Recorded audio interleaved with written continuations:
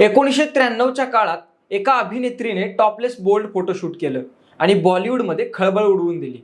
या अंकाच्या कॉपी अक्षरशः ब्लॅकमध्ये विकल्या गेल्या। कधी अंडरवर्ल्डशी कनेक्शन तर कधी ड्रग माफियाशी संबंध। आणि आता पुन्हा एकदा ही अभिनेत्री चर्चेत आली आहे एका वेगळ्या कारणासाठी। आपण बोलतोय अभिनेत्री आणि आता महामंडलेश्वर बनलेल्या ममता कुलकर्णी बाबत। तिरंगा, क्रांतीवीर, करण अर्जुन, नसीब अशा अनेक ब्लॉकबस्टर सिनेमात काम केलेली अभिनेत्री ममता कुलकर्णी यांनी कुंभमेळ्यात आपलं पिंडदान करून किन्नर आखाड्याच्या महामंडलेश्वर लक्ष्मीनारायण त्रिपाठी यांच्याशी दीर्घ चर्चा केल्यानंतर महामंडलेश्वर ही उपाधी देण्यात आली आहे। आता पाहूया ममता यांची कारकीर्द कशी होती। ममता कुलकर्णींचं नाव 90च्या दशकामध्ये अंडरवर्ल्ड डॉन छोटा राजनशी जोडलं गेलं होतं। त्यांना चित्रपटांमध्ये काम मिळतं ते अंडरवर्ल्ड कनेक्शनमुळेच असं त्यावेळी बोललं जायचं। दोघांबद्दल कायम चर्चा व्हायच्या। दिग्दर्शक राजकुमार संतोषी यांनी चायना गेट या चित्रपटामध्ये लीड ॲक्ट्रेस म्हणून ममताला संधी दिली होती, परंतु नंतर त्यांनी ममतांना बाजूला करायचं ठरवलं होतं। परंतु अंडरवर्ल्ड मधील दबावानंतर त्यांना पुन्हा एकदा लीड रोल द्यावा लागला असं त्यावेळी बोललं गेलं।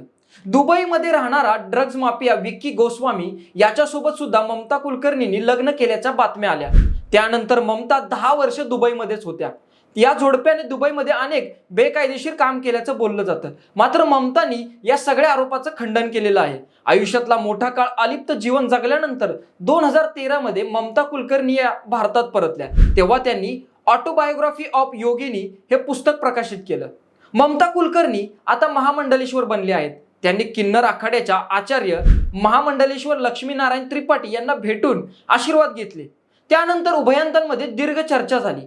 सविस्तर चर्चेनंतर किन्नर आखाड्याने त्यांना महामंडलेश्वर ही पदवी देण्याचा निर्णय घेतला। त्यानंतर त्यांनी अखिल भारतीय आखाड्याचे अध्यक्ष रवींद्र पुरी यांची भेट घेतली आणि पुढे महामंडलेश्वर बनण्याची प्रक्रिया पूर्ण केली। आता ममतांना नवीन नाव देण्यात आलं आहे। त्या आता ममता नंदगिरी या नावाने ओळखल्या जातील। तुम्हाला ही माहिती कशी वाटली कमेंटद्वारे बिनधास्त बोला आणि आपल्या चॅनलला सबस्क्राईब नक्की करा। धन्यवाद।